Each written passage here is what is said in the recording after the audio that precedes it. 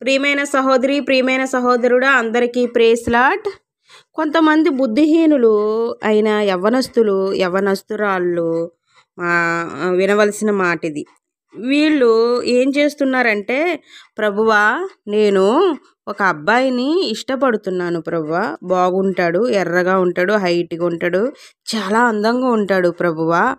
నేను ఒక అమ్మాయిని ఇష్టపడుతున్నాను ప్రభువా, నీ సమాధానం ఏంటి ప్రభువా? చాలా అందంగా ఉంది ప్రభువా, జుట్టు చాలా పొడుగ్గా ఉంది ప్రభువా, ఎంత బాగుందో ప్రభువా, అమ్మాయిని పెళ్లి చేసేసుకోవాలనుకుంటున్నాను ప్రభువా, ఏంటి ప్రభువా?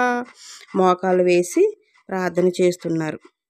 ఒక అమ్మాయి ప్రార్థన చేసి బైబిల్ ఓపెన్ చేసి తీసిందంట. అప్పుడు బైబిల్లో ఒకని యందు ఒకని ప్రేమ కలిగి ఉండండి అని వచ్చిందంట.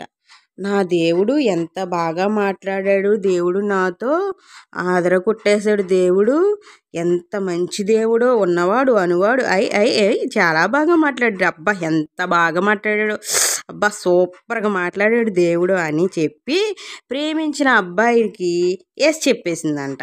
తర్వాత ప్రేమించిన అబ్బాయి గాలు తిరిగేసి వదిలేసి వెళ్ళిపోయాడంట. ఇప్పుడు దేవుడి దగ్గరికి వచ్చిందంట, ఏడ్చుకుంటా దేవుడి దగ్గరికి వచ్చిందంట.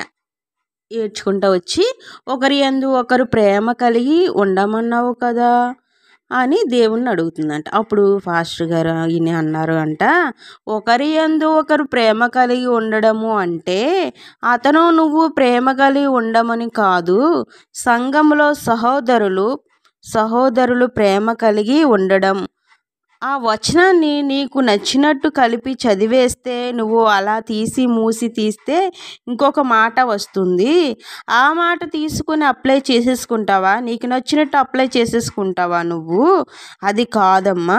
దేవుడు మాట్లాడడం అంటే, దేవుని స్వరం మనకు వినపడాలి అంటే మనం జ్ఞానం కలిగి, జ్ఞానాన్ని తెలుసుకొని, జ్ఞానం తెలియాలి అంటే నువ్వు సంపూర్ణ గలవాడవై, సంపూర్ణ దానివై సన్నిధిలో నడవడం మొదట నేర్చుకో. నీ చూపుని కార్చుకో, నీ నడతను కార్చుకో. దేవుడు వాక్యం వినేటప్పుడు నీ నడత, నీ చూపు కార్చుకో.